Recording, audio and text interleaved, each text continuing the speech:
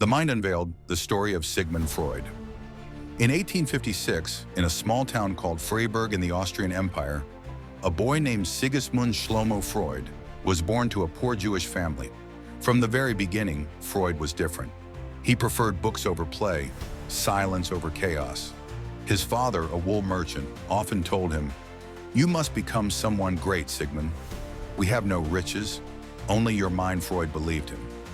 Freud entered the University of Vienna to study medicine, not out of love for the body, but the mystery of the mind.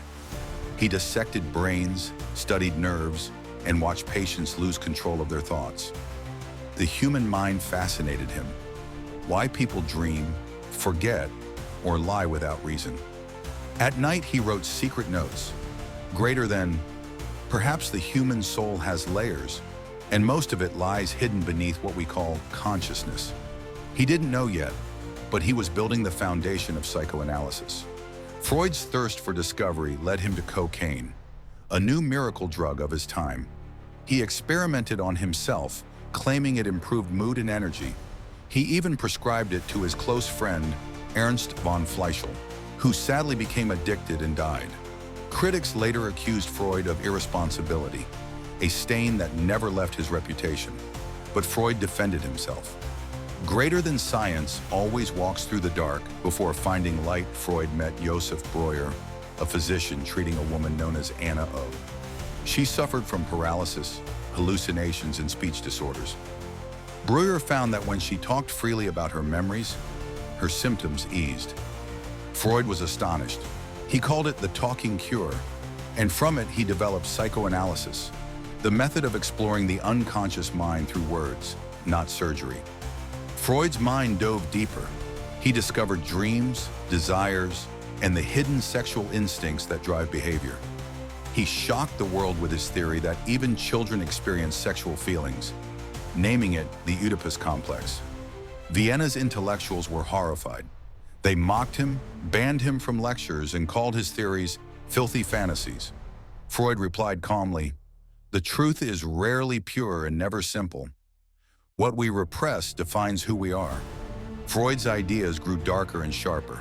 He divided the mind into three forces: id, primal desire, ego, reality and reason; superego, morality and guilt. He believed human life was a constant war among them. Love versus fear, desire versus conscience. He said civilization began when man first threw a word instead of a stone. By the 1920s, Freud had become both famous and hated. His followers treated him like a prophet. His enemies called him a fraud. Then came Nazi Germany. As a Jew, Freud's books were burned, his house raided, and his family threatened. In 1938, with help from friends, he escaped to London, leaving behind his beloved Vienna forever. Before leaving, the Gestapo forced him to sign a letter saying he was treated well. Freud, with dry irony, added, "I can most highly recommend the Gestapo to anyone." Freud suffered from jaw cancer caused by heavy smoking. Even in pain, he wrote and analyzed dreams, his last refuge of truth. On September 23, 1939, he died peacefully, assisted by his physician after requesting a final morphine dose.